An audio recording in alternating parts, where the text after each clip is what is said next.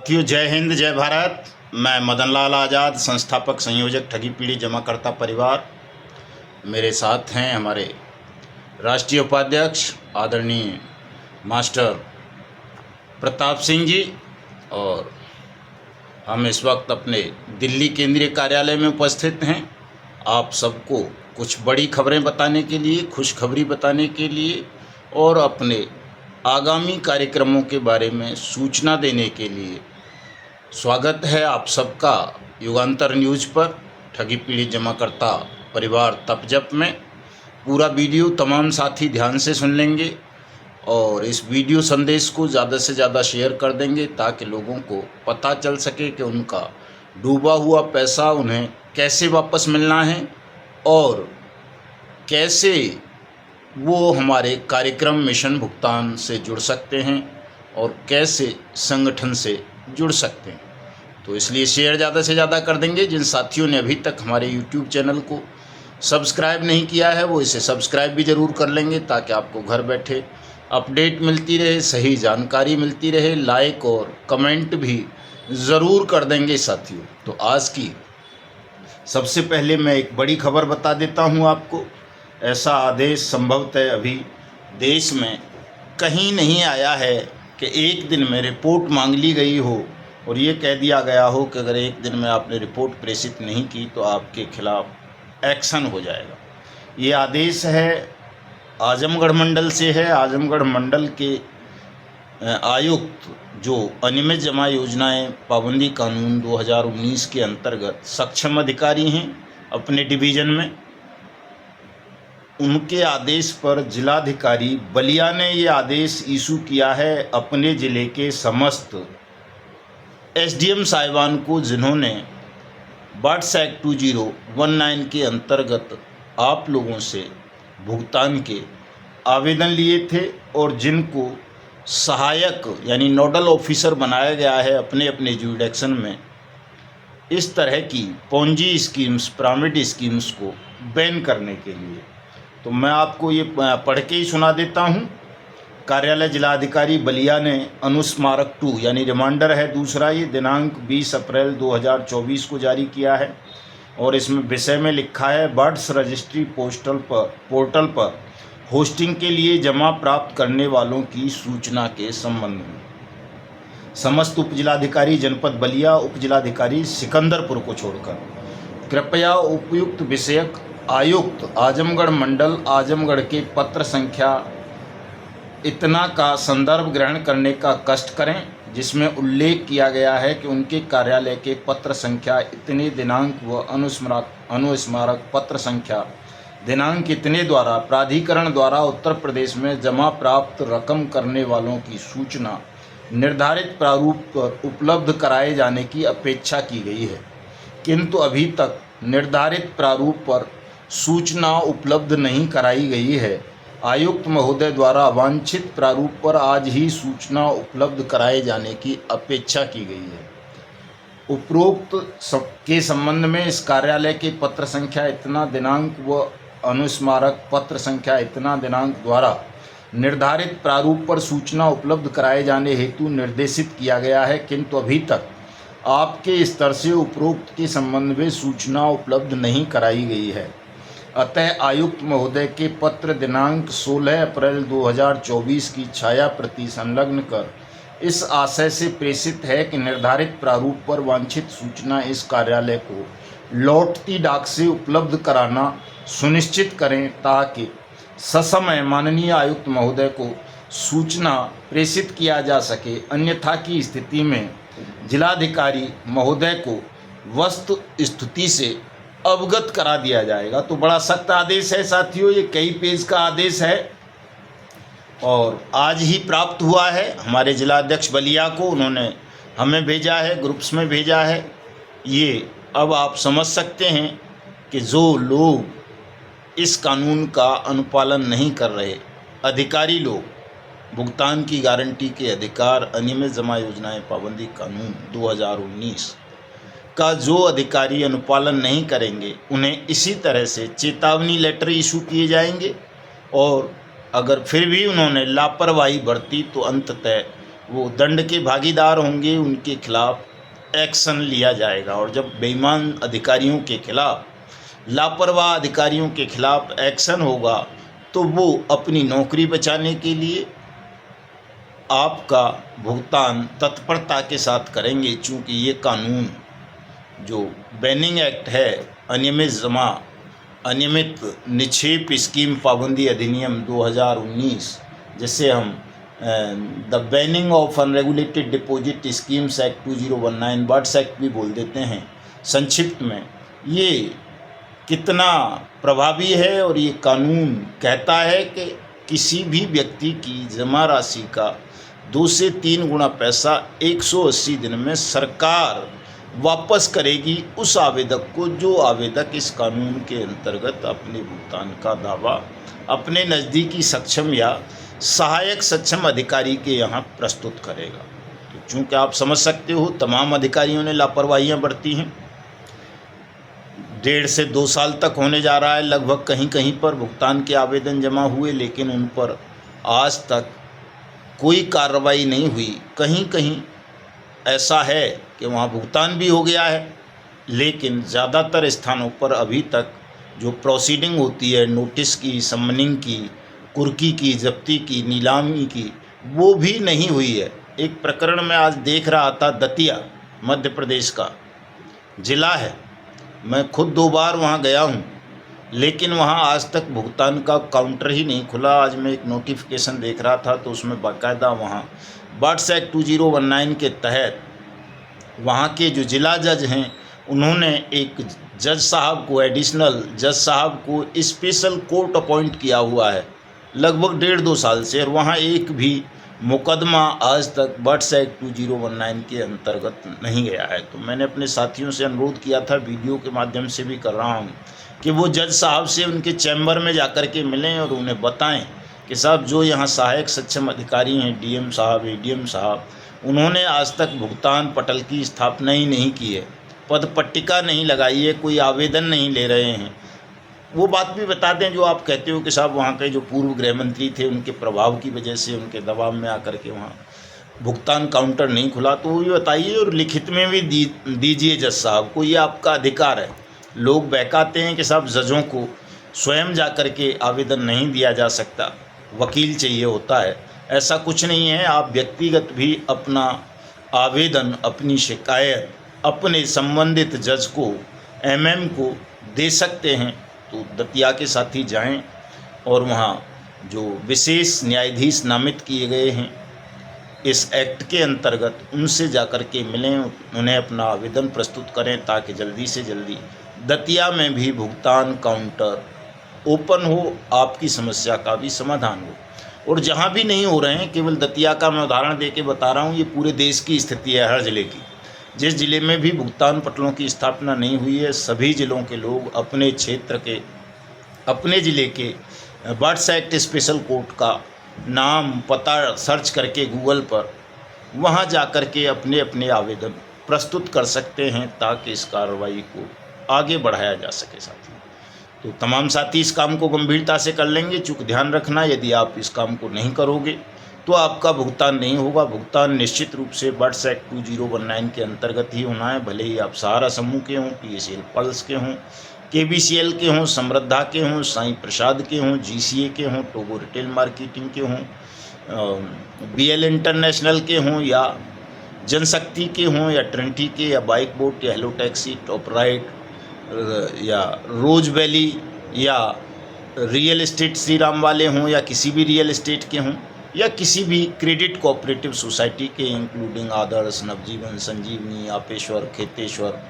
और आपका क्या बोलते हैं JKB, किसान एग्रो, लोटस, कैमुना, अल्केमिस्ट, जितनी भी हैं, HBN, Vishwamitra, GN gold, BN gold, SMP, अपेक्षा, ये जितनी भी कंपनी या क्रेडिट कोऑपरेटिव सोसाइटी हैं, आप इनमें से किसी की भी विक्टिम हैं देश भर में, तो आप सबको अपना भुगतान पाने के लिए बर्ड्स एक्ट 2019 के अंतर्गत ही दावा करना होगा। नहीं करोगे आपको बहकाया जाता रहेगा, भ्रमित किया जाता रहेगा। जैसे सहारा समूह के लोगों को 2012 से लगातार भ्रमित किया जा रहा है, कभी सुप्रीम कोर्ट के आदेशों की आड़ में, कभी केंद्रीय गृह एवं सहकारिता मंत्री द्वारा लॉन्च किए गए गैर कानूनी सहारा सीआरसी पोर्टल के आड़ में साथियों अभी भी बहुत सारे लोग सहारा के कह रहे हैं साहब हम सुप्रीम कोर्ट में पीआईएल फाइल करेंगे, रिट फाइल करेंगे।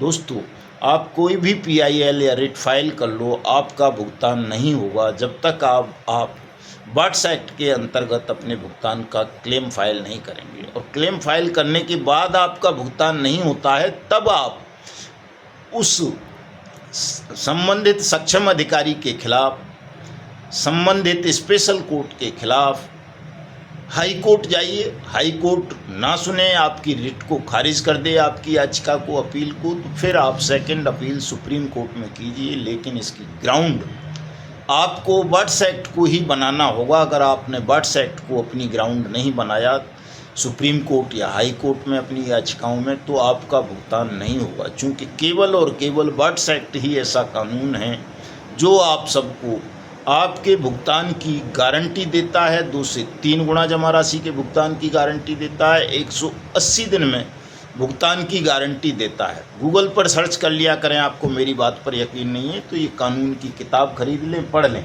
आपको कहीं ना मिले तो हमसे मंगवा लें, हम भेज देंगे। ये ध्यान रखें तमाम साथियों, चूँकि आपको ये करना होगा, आज नहीं तो कल। नहीं करोगे आप पछताएंगे, भुगतान नहीं मिलेगा आपका। तो इस काम को तमाम साथी कर लेंगे, चाहे वो किसी भी कंपनी या क्रेडिट कोऑपरेटिव सोसाइटी के हों। और मेरे पिछले वीडियोस देख लेंगे, मैं इस पर विस्तार से बताता रहता हूं हमेशा, कब कैसे करना है, आवेदन कैसे करना है, आवेदन करने के बाद आपको क्या करना है, कैसे भुगतान लेना है। ये तमाम चीज़ों पर मेरे बहुत सारे वीडियोज़ हैं, आप मेरे पिछले वीडियोज़ देख सकते हैं साथियों। और इस कानून को जन जन तक पहुँचाने के लिए, चूँकि वैसे तो ये हम सबकी ड्यूटी है कि हम इस कानून को हर उस व्यक्ति तक पहुंचाएं जो भी किसी भी कंपनी या क्रेडिट कोऑपरेटिव सोसाइटी, फर्म, निधि वगैरह में निवेशक है, उस तक ये जाना चाहिए। अगर आप इसको निवेशकों तक, जमाकर्ताओं तक नहीं पहुंचाएंगे तो निवेशक और जमाकर्ता के मध्य जो महाभारत छिड़ा हुआ है, गृह युद्ध छिड़ा हुआ है, वो समाप्त नहीं होगा साथियों। इसलिए इस महाभारत को समाप्त करने के लिए, इस गृह युद्ध को समाप्त करने के लिए आप सबकी ये ड्यूटी बनती है कि आप भी अपने अपने हिस्से की लड़ाई लड़ें, प्रयास करें। बर्ड्स एक्ट 2019 को तमाम निवेशकों तक पहुंचाएं और उन्हें बताएं कि सरकार ने ये कानून बनाकर आपके भुगतान की गारंटी ली है। इसलिए आप अब हमको परेशान मत करो, हमसे लड़ाई मत करो, हमारी शिकायतें पुलिस में मत करो। चूँकि इस कानून ने आपको भुगतान की गारंटी दी है तो देश के प्रत्येक एजेंट को और एडवाइज़र को सुरक्षा की भी गारंटी प्रदान की है। ये दोनों काम इस कानून ने कर दिए हैं दोस्तों। इसलिए आप अपने कर्तव्य का निर्वहन करते हुए इस कानून का प्रचार प्रसार करें, अपने निवेशकों को बताएं, उनसे उनके भुगतान के दावे फाइल करवाएं। इसी काम को करने के लिए, चूँकि मुझे ऐसा लगता है आप लोग गंभीरतापूर्वक इस काम को नहीं कर रहे हो, या जितने लोगों को करना चाहिए उतने नहीं कर रहे, बहुत कम लोग कर रहे हैं। तो इस कानून को आप सब तक पहुंचाने के लिए, आपके क्षेत्र में भुगतान पटलों की स्थापना कराने के लिए, आप सबका भुगतान करवाने के लिए हम 1 मई 2024 से देवभूमि उत्तराखंड के कोटद्वार पूर्व सैनिक भवन है, वहाँ पर लीग भवन, पूर्व सैनिक लीग भवन, वहाँ पर हमारा सभा होगी।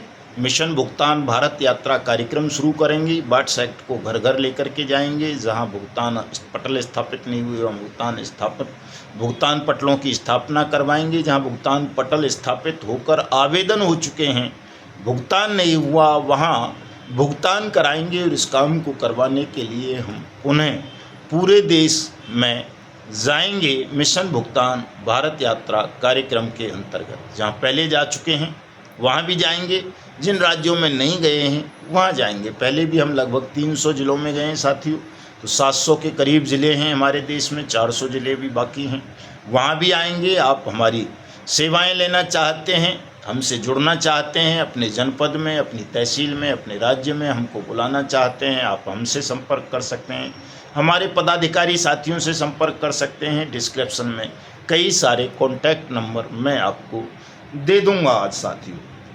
तो मैंने बता दिया है। कल हमारा, चूँकि आज मास्टर जी इसीलिए आए हुए हैं, हम दोनों साथी कल करनाल जा रहे हैं। हरियाणा की मिनी राजधानी है।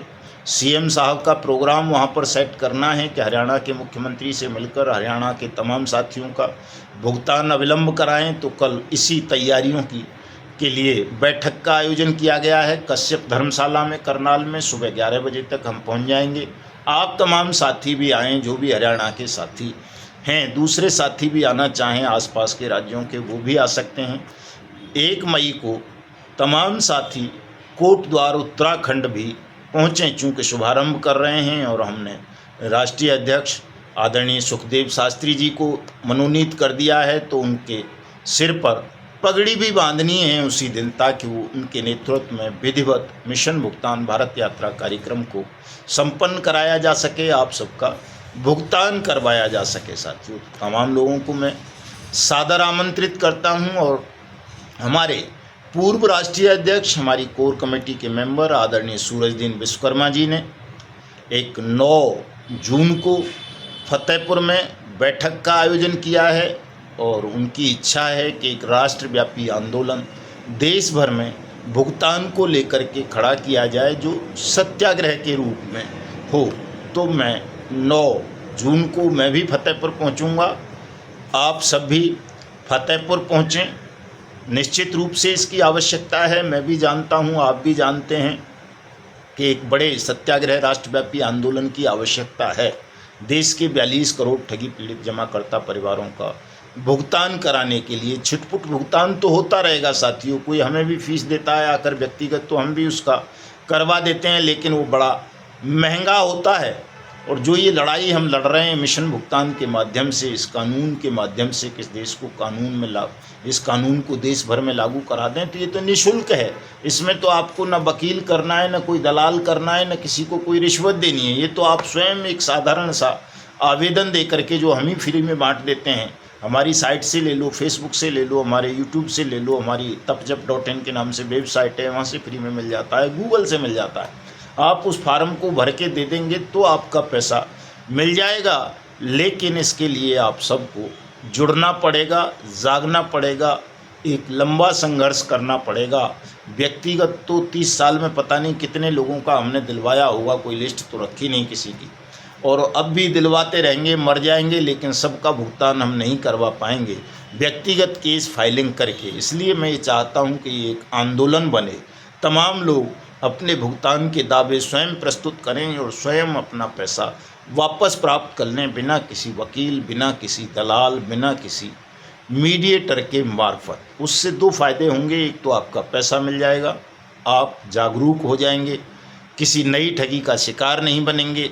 और जब नई ठगी का शिकार नहीं बनेंगे तो निश्चित रूप से हम हिंदुस्तान को ठगमुक्त बेईमान रहित राष्ट्र राज्य के रूप में स्थापित करने में सफल हो जाएंगे। दोस्तों, बड़ा दुर्भाग्य है, मुझे बहुत दुख होता है। हमारे देश में क्या हो रहा है कि हमारे साथ ठगी हो गई, हम सोचते हैं दूसरे के साथ ठगी करके उस ठगी की भरपाई कर लें, जब विकसित देशों में ऐसा नहीं होता है। हमारे देश में भी ऐसा नहीं होता था पहले, लेकिन इतना नैतिक स्तर गिरता जा रहा है, मानसिकता इतनी गिर गई है लोगों की कि उन्हें अपने ऊपर, ईश्वर के ऊपर, सत्य के ऊपर, न्याय के ऊपर, कानून के ऊपर भरोसा नहीं रहा है, अपने परिश्रम पर भरोसा नहीं रहा है। वो ठगी का जवाब ठगी से देना चाहते हैं, जबकि होना ये चाहिए कि यदि मेरे साथ कभी कोई ठगी की या किसी भी प्रकार का कोई अपराध घटित हुआ है तो मुझे उससे घृणा होनी चाहिए, नफरत होनी चाहिए, और ये संकल्प लेना चाहिए, ये शपथ लेनी चाहिए कि जो मेरे साथ हुआ है वो मैं किसी दूसरे के साथ अन्याय नहीं करूँगा। और इस तरह की अन्यायपूर्ण प्रथा को, चाहे वो ठगी की प्रथा हो, अपराधों की प्रथा हो, और कोई कुप्रथाएं हों, उनको अंत करने की शपथ लेनी चाहिए, ताकि कुप्रथाएं, ये अपराध समाप्त हों। दोस्तों, बहुत दुख होता है ये देख करके कि 42 करोड़ लोग देश में ठगी का शिकार बन गए, और उन 42 करोड़ में से 4200 लोगों के हृदय में भी ये आग पैदा नहीं हुई कि हमें हिंदुस्तान को ठगमुक्त कराना चाहिए। आज तमाम टेक्नोलॉजी, तमाम डिजिटल्स का सारा सबका दुरुपयोग हो रहा है देश में। पूरा देश ठगों के खूनी पंजों में फंस गया है। एक भी व्यक्ति तो ऐसा नहीं रहा इस वक्त हिंदुस्तान में जो कहीं ना कहीं ठगी का शिकार ना बना हो। फिर भी हिंदुस्तान के मन में ठगों के खिलाफ, ठगी के खिलाफ नफरत और घृणा, वितृष्णा पैदा नहीं हो रही है। ये बड़े मतलब आश्चर्य की बात है। कभी कभी जब मैं सोचता हूँ तो मुझे लगता है कि शायद परमात्मा ने, नारायण ने एक नए महाभारत की इबारत लिख दी है कि धीरे धीरे आप सब ठगी का शिकार बन जाएंगे, अपनी मेहनत की जमा पूंजी को गंवा बैठेंगे, आपके बच्चे कर्जों के जाल में फंस जाएंगे, आप समाज में कलंकित हो जाएंगे। तो फिर आपके मन में इनसे नफरत पैदा होगी, ठगी से, ठगों से वितृष्णा पैदा होगी। आप लोग एकजुट होंगे और फिर आप इस लड़ाई को लड़ेंगे जैसे आज हम लड़ रहे हैं। दोस्तों, लड़नी तो पड़ेगी, ये आज नहीं तो कल आपको सबको लड़नी पड़ेगी, वरना आप सब हाउस अरेस्ट कर लेंगे आपको, ठग सबको, और सब कुछ लूट लेंगे, आपका कुछ भी शेष नहीं बचेगा। ये जो हम विकसित भारत का सपना देख रहे हैं, दुनिया की तीसरी बड़ी अर्थव्यवस्था बनने का सपना देख रहे हैं, दुनिया की सबसे ताकतवर राष्ट्रीयता होने का स्वप्न संजो रहे हैं, ये सब धूल में मिल जाएंगे। ठगों ने देश को इतना खोखला कर दिया है साथियों आज कि ये तमाम बातें मुझे तो दिवा स्वप्न लगती हैं कि हम विकसित राष्ट्र कभी बन पाएंगे, विश्व की बड़ी अर्थव्यवस्था बन पाएंगे। हाँ, अगर हमने ठगों के खिलाफ नफरत का भाव पैदा कर लिया, ठगों को ख़त्म करने की शपथ ले ली कि हम ठगमुक्त बेईमान रहित राष्ट्र का निर्माण करेंगे, तो ये तमाम चीज़ें संभव हैं। चूँकि परमात्मा ने जितना हमें दिया है उतना शायद ही दुनिया में किसी देश को दिया हो। हमें बहुत कुछ दिया है ईश्वर ने, लेकिन हमें ठग भी इतने दे दिए हैं कि हर आदमी आज ठगी की फिराक में लगा रहता है, चाहे वो किसी छोटा कर्मचारी है, बड़े पद पर है, राजनीति में है, धर्म में है, समाज में है, कहीं भी हो, प्रत्येक व्यक्ति एक दूसरे को ठगने के षड्यंत्र में मशगूल है। और हमें इस षड्यंत्र को तोड़ना है साथियों, और इसको हम तभी तोड़ पाएंगे जब जिनको स्वयं पीड़ा हुई है ठगी के कारण, वो ठगों के प्रति, ठगी के प्रति अपने मन में घृणा का भाव लेकर के आएँ और हमारे साथ चलकर हिंदुस्तान को ठगमुक्त बेईमान रहित राष्ट्र राज्य के रूप में स्थापित करें। चूँकि हमें कोई राजनीति नहीं करनी है साथियों, कोई पद भी नहीं चाहिए, कोई मान सम्मान कुछ नहीं चाहिए। हमें केवल चाहिए तो देश के 42 करोड़ ठगी पीड़ित जमाकर्ता परिवारों का भुगतान चाहिए और अपनी पावन पवित्र भूमि ठगमुक्त बेईमान रहित राष्ट्र राज्य के रूप में स्थापित चाहिए। हमारा यही संकल्प है, यही स्वप्न है, और इसके लिए हम आप सबसे सहयोग की अपेक्षा करते हैं साथियों। तो आप सब जुड़ें, आएँ, इस कार्यक्रम को, इस आंदोलन को बल दें। राष्ट्रव्यापी रूप से बिल्कुल निसंदेह सत्याग्रह करेंगे। 1 मई से जो हमारा ये सत्याग्रह शुरू हो रहा है मिशन भुगतान भारत यात्रा कार्यक्रम के रूप में, 2 मई को हम 2 मई को देहरादून पहुंचेंगे, उत्तराखंड की राजधानी। वहाँ सीएम साहब से मुलाकात करके उनको ज्ञापन देंगे, तो तमाम साथी वहाँ आएँ। 3 मई को हम हरिद्वार पहुंचेंगे। आगामी कार्यक्रमों की सूचना उसके बाद की पुनः आपको दी जाएगी साथियों। मैंने समझता हूँ तमाम खबरें बता दी हैं। हो सकता है कोई खबर एक आध छूट भी गई हो। एक महत्वपूर्ण खबर और छूटी है जिनको आप लोग बड़े हल्के में ले लेते हो, उनको हल्के में मत लो। ये बहुत सुनहरी अवसर है, उन पर तमाम लोग काम करो, जम के उन चीज़ों को वायरल करो। आज एक अभिनेता है साहिल खान, वो भी एक ठगी प्रकरण में इन्वॉल्व था, उसके खिलाफ केस रजिस्टर्ड हुआ है, वेटिंग ठगी प्रकरण के नाम से है साथियों। एंटीसिपेटरी बेल मांग रहा था वो, अग्रिम जमानत। पहले निचली कोर्ट ने खारिज कर दी और आज मुंबई हाई कोर्ट ने भी उसकी जमानत याचिका को खारिज कर दिया है और कहा है कि या तो सरेंडर करो, अन्यथा पुलिस को कह दिया है इसको अरेस्ट करके जेल भेजो, चूँकि ये ठगी के सबूत मिटा सकता है। तो जब हीरो हीरोइन, क्रिकेटर्स, नेता, मुख्यमंत्री तक ठगी प्रकरणों में जेल जाने लगे तो आपको अब सजग हो जाना चाहिए और उस संकेत को समझ लेना चाहिए कि जल्दी ही हिंदुस्तान का प्रत्येक ठग जेल के सींखों के अंदर होगा। आप सबका भुगतान होगा। करिए इस काम को तमाम साथी। जय हिंद, जय भारत।